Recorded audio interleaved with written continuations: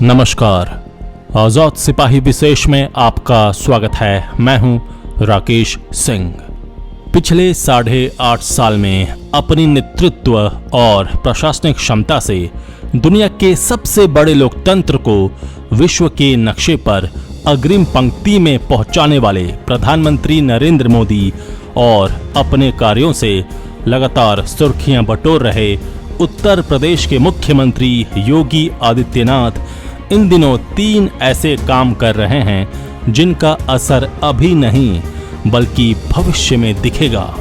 इन 3 बड़े कार्यों को जिस खामोशी और बिना किसी शोर शराबे के अंजाम दिया जा रहा है, उनको अगर तात्कालिक लाभ के नजरिए से देखा जाए तो भले ही नुकसान होता नजर आए, लेकिन लंबी अवधि में ये काम देश के लिए बहुत लाभदायक होंगे।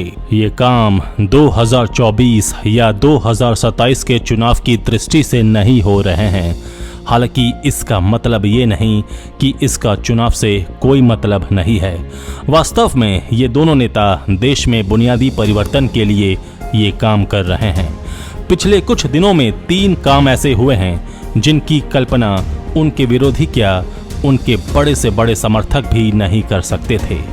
उनकी समझ में अब भी नहीं आ रहा है कि कितना बड़ा काम हो रहा है। इनमें पहला है मदरसों का सर्वे, जबकि दूसरा है उत्तर प्रदेश सरकार द्वारा 7 अप्रैल 1989 को वक्फ संपत्ति के बारे में जारी आदेश को रद्द करना, जिसमें कहा गया था कि उसर, बंजर और भीठे की जमीन को वक्फ की संपत्ति के रूप में रजिस्टर कराया जा सकता है। ये आदेश रद्द करने के साथ ही वक्फ की सारी संपत्तियों की जांच कराने का भी आदेश दिया गया है।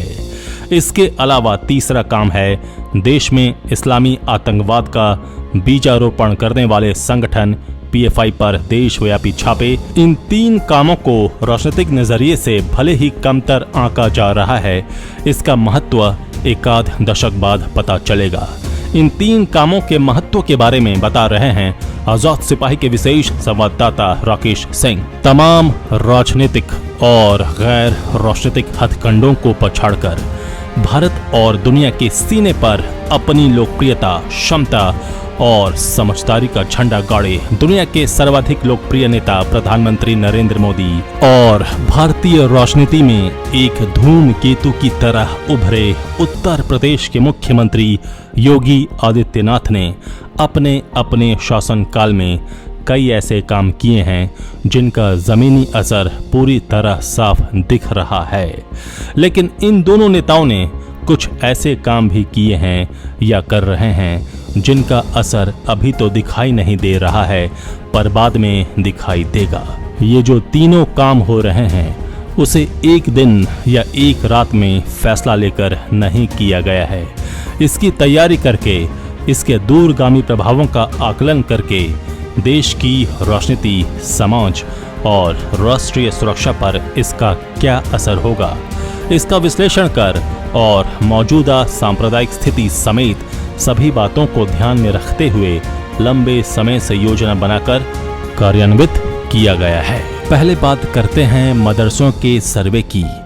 इसमें आम तौर पर यही लगता है कि सर्वे से यही पता लगाया जाएगा कि कौन सा मदरसा रजिस्टर्ड नहीं है या कौन सा अवैध रूप से चल रहा है। मगर बात केवल इतनी सी नहीं है। असली बात यह है कि कुछ मदरसे की तालीम कट्टरपंथी इस्लामवाद पैदा कर रही है। दुनिया भर में मदरसों से निकले हुए आतंकवादियों, वहाबियों और तालिबानियों की संख्या को देखकर इसका अंदाज़ा लगाया जा सकता है। दरअसल इस सर्वे से मदरसों का मूल चरित्र बदलने की कोशिश हो रही है, जो इससे पहले कभी नहीं की गई। पहला मदरसा बहुत ही नेक इरादे से शुरू किया गया था। उस पहले मदरसे की मौलवी एक महिला थी। वहाँ से यानी इस्लाम की लगभग शुरुआत से लेकर आज तक मदरसों का मूल चरित्र बदलने के बारे में क्या किसी ने सोचा था? क्या किसी ने इसकी कोशिश की थी?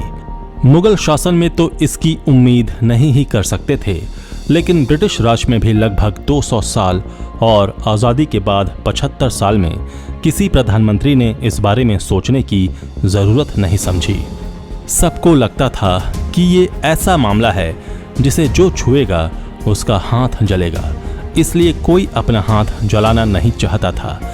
लेकिन कहा जाता है कि हाथ जलाए बिना होम नहीं होता है। मोदी और योगी ने इस होम में हाथ जलाना स्वीकार किया और ये होम मौजूदा परिस्थिति को, व्यक्ति को और समाज को बदलने के लिए हो रहा है।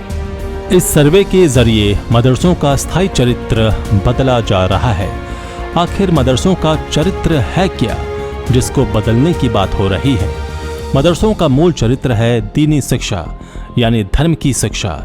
इसके बारे में बहुत से लोग कह चुके हैं कि मदरसों में मौजूदा समय में जो पढ़ाया जा रहा है उसे बदलने की ज़रूरत है।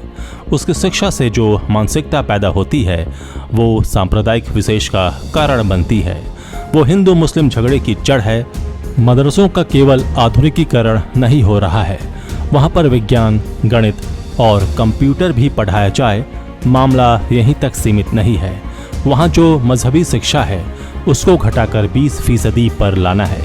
उसके लिए उनकी घेरेबंदी हो रही है। मदरसों के लिए ज़रूरी है कि वो सोसाइटी एक्ट में रजिस्टर्ड हो।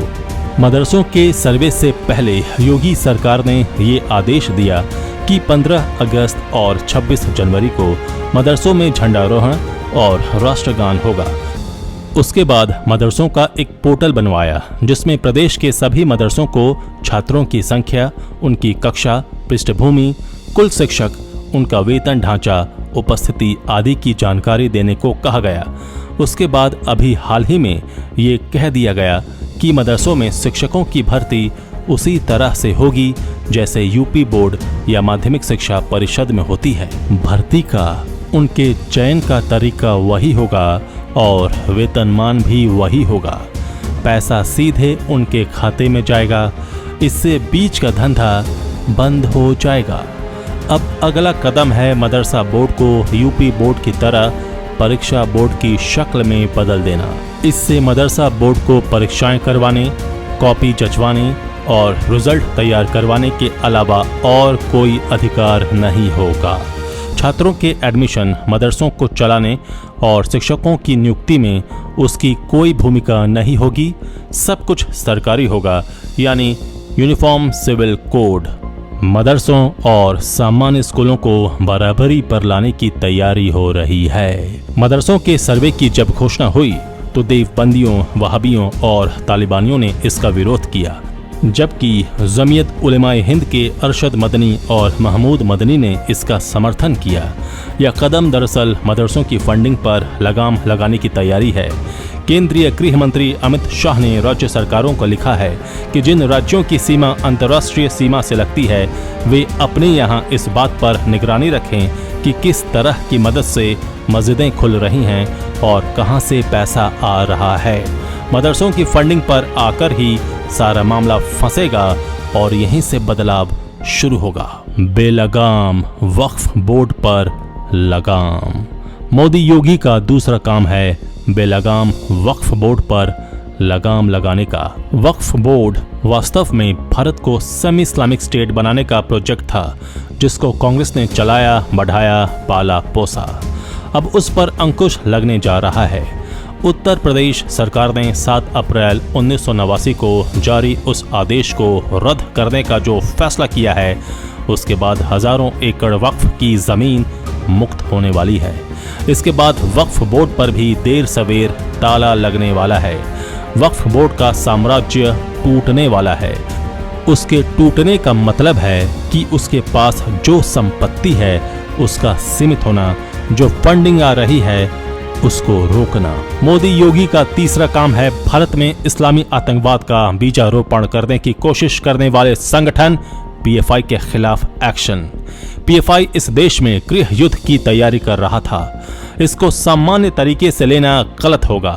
सीएए विरोधी आंदोलन, दिल्ली दंगा, कानपुर, सहारनपुर और प्रयागराज के दंगे, कर्नाटक का हिजाब आंदोलन, सब में पीएफआई की सक्रिय भूमिका की बात सामने आई है। अभी पीएफआई पर छापों के बाद इस संगठन ने केरल में बंद का आह्वान किया था।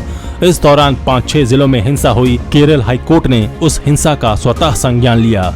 इससे पहले इसकी कल्पना भी नहीं की जा सकती थी। पीएफआई की जो ताकत इस देश में वैमनस्य बढ़ाने की, हिंदू मुस्लिम तनाव, धार्मिक उन्माद पैदा करना, आतंकवाद और अलगाववाद को बढ़ावा देने की थी, उस पर एक्शन हुआ है। अभी तक लोग यही सोचकर आश्चर्यचकित होते थे कि आखिर केंद्र सरकार पीएफआई पर प्रतिबंध क्यों नहीं लगा रही है।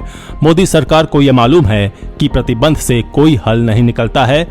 प्रतिबंध लगा देंगे तो वे विक्टिम कार्ड खेलेंगे और दूसरे नाम से नया संगठन बना लेंगे। इसलिए अब इसका इलाज शुरू हो गया है। आजाद सिपाही के विशेष में अभी इतना ही। आप हमारे इस YouTube चैनल को जरूर सब्सक्राइब करें। आप हमारे Facebook पेज को भी जरूर फॉलो करें और भी अधिक खबरों के लिए पढ़ते रहिए अपना लोकप्रिय दैनिक अखबार आजाद सिपाही। आप आजाद सिपाही ई-पेपर भी पढ़ सकते हैं। आप आजाद सिपाही के वेबसाइट www.azadsipahi.com को भी विजिट कर सकते हैं। धन्यवाद।